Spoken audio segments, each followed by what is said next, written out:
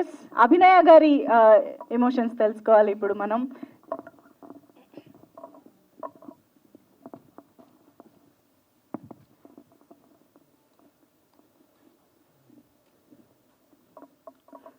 అందరికీ నమస్కారం.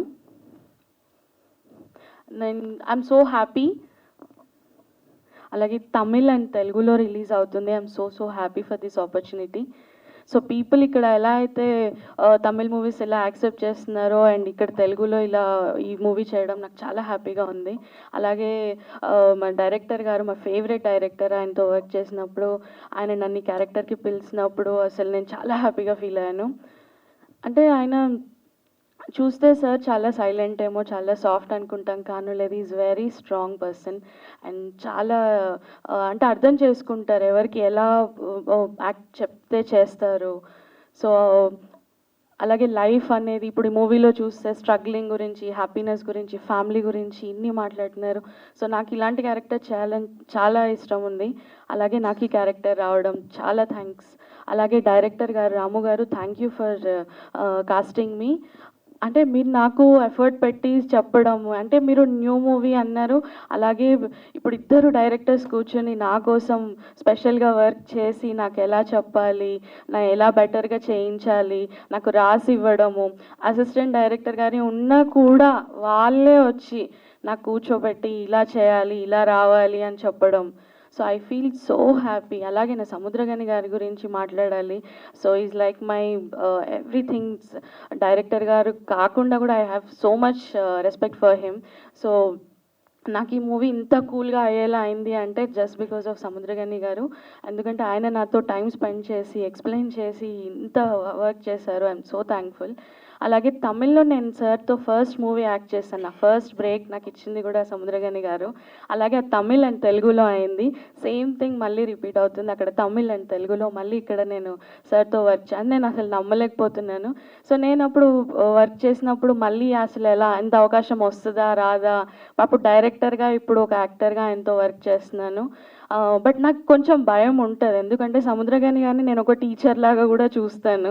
సో నాకు ఆయన మీద కొంచెం ఒక్కొక్కసారి భయం అవుతుంటుంది, ఆయన నన్ను ఏమైనా సెలెక్ట్ చేసినప్పుడు ఆయనకి ఏమైనా ఇబ్బంది పడుతున్నానా అని. సో థ్యాంక్ యూ నా గురించి ఆలోచించి నాకు ఒక మంచి క్యారెక్టర్ ఇచ్చినందుకు.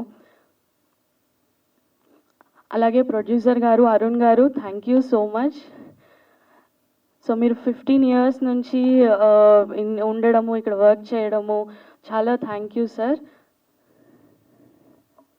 సో అంతా అన్ని వర్క్స్ అన్నీ స్మూత్ అయ్యేలా చేశారు and you made me so happy and you made me feel more comfortable.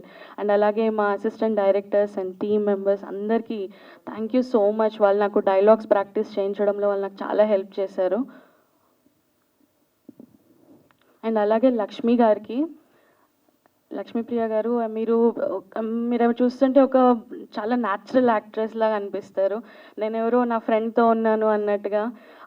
All the very best ma'am for your upcoming projects also. And అలాగే I want to tell Samuthirakani గారి గురించి. అసలు ఆయన డైరెక్టర్ కన్నా కూడా ఇంకా బెస్ట్ యాక్టర్ అని చెప్పొచ్చు. ఆయన ఒక నెగటివ్ రోల్, ఒక హీరో రోల్, ఒక ఫాదర్ రోల్, ఎనీథింగ్ ఆయన చేయగలరు. I salute sir for your acting.